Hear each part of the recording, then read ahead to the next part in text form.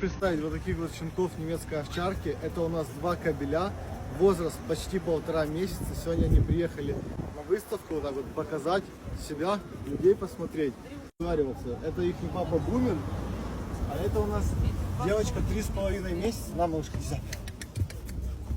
3,5 месяца. Чорні, дуже гарні.